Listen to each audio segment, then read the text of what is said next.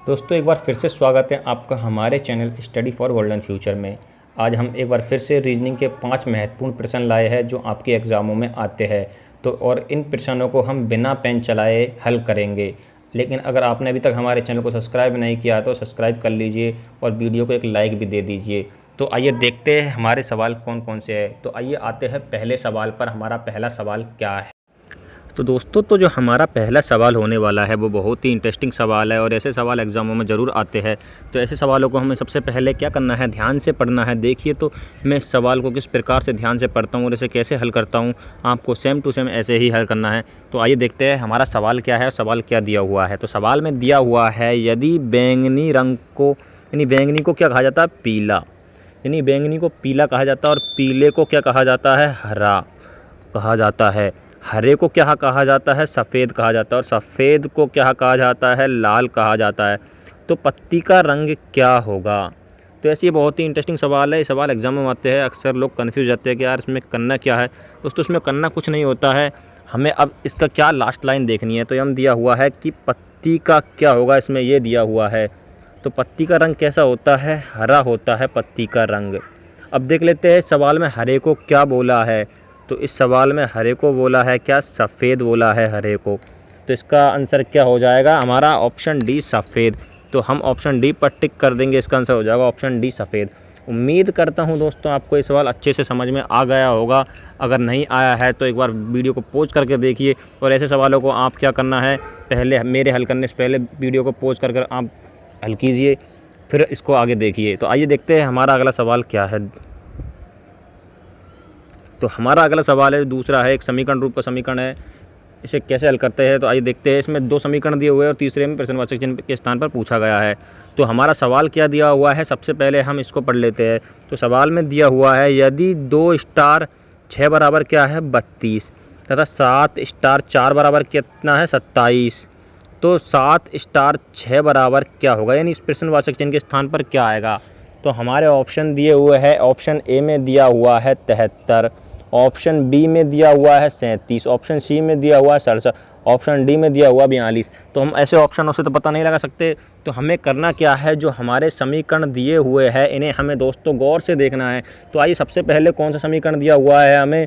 2 और 6 और हो रहा है क्या? बराबर में 32। तो ये कैसे आ रहा है? तो हमें करना क्या है, ये 6 दिया हुआ है, इसका क्या है? ये आधा 32 के आगे पहली संख्या 3, तो 6 का क्या कर लेते हैं हम? आधा। और हमारे जो पीछे वाली संख्या है क्या? 2, वो हमारे पास एज इट इज है ही, तो इसको इस प्रकार से लिख देंगे। इसी प्रकार हम अगले समीकरण को देखते हैं। तो अगले समीकरण में क्या दिया हुआ है? 7 स्टार 4 बराबर 27। तो हमें करना क्या है? 27 दिया हुआ है हमें। तो हमें यानी करना इसमें ये है कि जैसे हमें 7 दिया हुआ है, ये 4 दिया हुआ है, तो 4 का आधा कितना होता है? 2।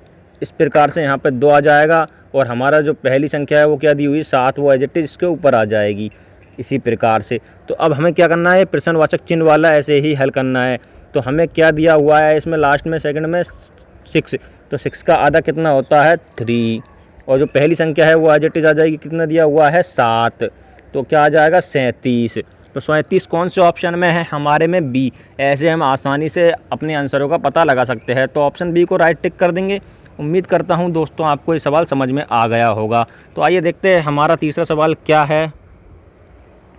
तो जो हमारा तीसरा सवाल है दोस्तों, उसको पढ़ने से पहले मैं आपको बता देता हूं, ऐसे सवालों को करने से पहले आप वीडियो को पॉज कर आप सवालों को खुद हल करने की कोशिश कीजिए।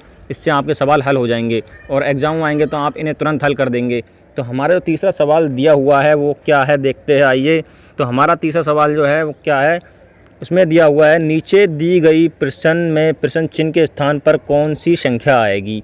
तो ऐसे सवालों में अक्सर हमें करना क्या होता है, सिमिलरिटी के सवाल होते हैं। तो इनमें हमें क्या करना होता है, जैसे सामने ये दी है 73 के बराबर में क्या दिया हुआ है? 343 और 93 के बराबर में ये प्रश्नवाचक चिन्ह के स्थान पर क्या आएगा। तो अब हमें ये दिमाग लगाना है कि 73 की जगह 343 किस प्रकार से आ सकता है। तो हमें क्या करना है, 73 को इस प्रकार से नीचे लिख लेना है। अब हमने 73 लिख लिया। अब हमें क्या करना है, 7 तो एज इट इज लिख देना है। ये 3 है, इसका क्या कर देना है? 7 के ऊपर 3 की जगह इसको क्यूब कर देना है। अब 7 का क्यूब कितना होता है? तो 7 का क्यूब होता है 7 क्रॉस 7 क्रॉस 7, यानी 7 का स्वयं से 3 बार गुना। तो तो 7 7 49, 49 7 343, इस प्रकार से ये आया है। तो इसी प्रकार अब 93 को ले लेते हैं हम। तो हमने 93 लिया, इस प्रकार ये 93 ले लिया 9 3। अब हमें करना क्या है, 9 तो एज इट इज लिख देना और 3 को इसके ऊपर क्यूब कर देना है। इसी प्रकार 9 का स्वयं से 3 बार गुणा कर देना है। तो यानी 9 90 90 81 और 81 90 कितना होता है हमारा 729। तो 729 जो हमारा दिया हुआ है वो ऑप्शन बी में है। तो हम ऑप्शन बी को राइट टिक कर देंगे और ये सवाल हमारा ऐसे हल हो जाएगा। दोस्तों उम्मीद करता हूँ आपको ये सवाल समझ में आ गया होगा। अगर सवाल समझ में आ गया है तो वीडियो को लाइक कर दीजिए। आइए देखते हैं हमारा अगला सवाल कौन सा है। तो जो हमारा चौथा सवाल है वो एक समीकरण वाला सवाल है और ऐसे सवालों को हम बड़ी ही आसानी से हल कर सकते हैं। लेकिन हमें देखने में क्या होता है, अक्सर ये सवाल क्या बड़े ही टप लगते हैं यार, 4498 दे रखा है या 695 दे रखा है, तो इनसे डरने की ज़रूरत नहीं है। सवाल बहुत ही ईजी सवाल है। देखिए मैं कैसे हल करता हूँ उसको। सबसे पहले हमें ऐसे सवालों में करना क्या होता है, सवाल को बड़े ही ध्यान से पढ़ना होता है। तो कुछ समीकरण किसी विशेष प्रणाली के आधार पर हल किए गए हैं, यानी कुछ समीकरण दिए हुए हैं जो विशेष प्रणाली के आधार पर हल किए गए हैं। इसी आधार पर हल न किए गए समीकरण का सही उत्तर ज्ञात कीजिए। तो सबसे पहले हमें इनमें समीकरण देखना है। तो हमें पहला समीकरण दिया हुआ है 7 × 4 × 8 बराबर 4498। तो दूसरा समीकरण है 3 × 6 × 5 बराबर 695। और एक दिया हुआ है हमें 5 × 9 × 4 बराबर प्रश्नवाचक चिन्ह, यानी हमें निकालना है। तो हमें ऐसे सवालों में अक्सर करना क्या होता है, और हमें करना क्या है, इसमें सेम संख्या देखनी है पहले तो इसमें सेम संख्या क्या है 4 और 8, इसमें 4 दिया हुआ है, इसमें 8 दिया हुआ है। तो हम इस 4 को इस प्रकार से लिख लेंगे और 8 को इस प्रकार से लिख लेंगे। अब ये जो 7 दिया हुआ है हमारा, ये 4 8 तो आ गया हमारा। अब 7 दिया हुआ है तो इसका क्या कर देंगे हम स्क्वायर। तो 7 का स्क्वायर कितना होता है 49। तो हमारी पहली संख्या सेम आ चुकी है जैसे कि इसमें दी हुई है। इसी प्रकार हमें क्या करना है, हमें दूसरा समीकरण हल करना है। तो आइए दूसरे समीकरण को देखते हैं। इसमें दिया हुआ है क्या 3 × 6 × 5 और 695। तो हमें क्या करना है, 6 और 5 को इस प्रकार से लिख देना है, ये 6 और 5 रहेगा। और जो ये वाला 3 है इसका क्या करना है, हमें स्क्वायर कर देना है। तो 3 का स्क्वायर कितना होता है 9। तो हमारा आ जाएगा ये 695। इसी प्रकार हमें तीसरा समीकरण जिसका प्रश्नवाचक चिन्ह दिया हुआ है उसे हल करना है। देखते हैं, तो आइए हल करते हैं। तो हमें सबसे पहले क्या करना है, 9 × 4 को तो ऐसे पहले 9 लिख देना है, फिर लास्ट में 4 लिख देना है। जो हमें 5 दिया हुआ है इसका क्या कर देते हैं स्क्वायर, कितना आ जाएगा 25। तो 92 में 54 देख लीजिए आप कौन से ऑप्शन में आ रहा है हमारा। तो ऑप्शन ए में आ रहा है, तो हमारा ऑप्शन ए राइट टिक हो जाएगा। दोस्तों उम्मीद करता हूँ आपको ये सवाल समझ में आ गया होगा। आइए देखते हैं हमारा अगला सवाल क्या है। तो हमारा जो अगला सवाल दिया गया है 5वां जो श्रृंखला का सवाल है, इस सवाल अक्सर ही लोगों को कन्फ्यूज़ कर देते हैं और समझ में नहीं आते, लेकिन ये अक्सर होते बहुत ईजी सवाल है। तो एग्जामों में बहुत बार आते हैं और मैं ऐसे ही सवाल करता हूँ जो एग्जामों में आ चुके हैं या एग्जामों में आ सकते हैं। तो आइए सबसे पहले क्या करते हैं, हम इस सवाल को पढ़ लेते हैं। तो दी गई श्रृंखला में गलत संख्या ज्ञात कीजिए, यानी एक श्रृंखला दी हुई है, इसमें एक संख्या क्या है गलत है, तो उसे हमें क्या ज्ञात करना है। तो देखते हैं सबसे पहले श्रृंखला क्या दी हुई है। श्रृंखला में दिया हुआ है 462, 561, 385 और 342 और 396। तो सबसे पहले हम कुछ जोड़ घटा के देखते हैं कि इसमें क्या हो रहा है। तो इसमें पहली से दूसरी संख्या क्या है बढ़ रही है, और दूसरी से तीसरी क्या है घट रही है, फिर तीसरी से चौथी क्या घट रही है, फिर क्या है इसमें आगे बढ़ रही है। तो इससे क्या कुछ समझ में नहीं आ रहा कि घट रही है ये बढ़ रही है। तो श्रृंखला समझ अनियमित श्रृंखला है। तो ऐसे में हम क्या करते हैं, हमें कुछ नहीं करना होता है। हमें क्या करना है, जो हमारा 4 है और 2 है और बीच में क्या है 6, ये 6 कैसे बन रहा है, 4 और 2 को क्या जोड़ने पर। जैसे हमने 4 और 2 को जोड़ा तो कितना आ गया 6। इसी प्रकार दूसरी देखते हैं। हमारी दूसरी में क्या है 5 है और 1 है, उसको जोड़ने पर बीच में क्या आ रहा है 6।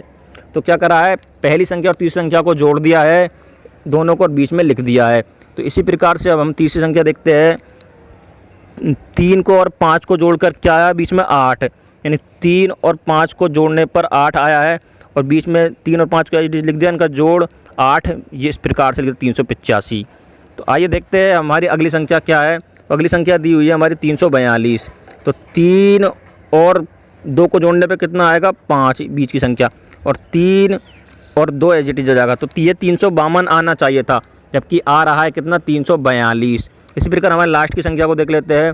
3 और 6 को जोड़ने पर कितना आता है 9 और 3 और 6 एज इट इज आ जाएगा, ये भी राइट है। तो हमारी संख्या गलत है, वो कौन सी है 342। तो अब देख लेते हैं दोस्तों हमारी 342 कौन से ऑप्शन में है। तो 342 जो दी हुई है हमारे वो ऑप्शन डी में है, तो हम ऑप्शन डी को राइट टिक कर देंगे।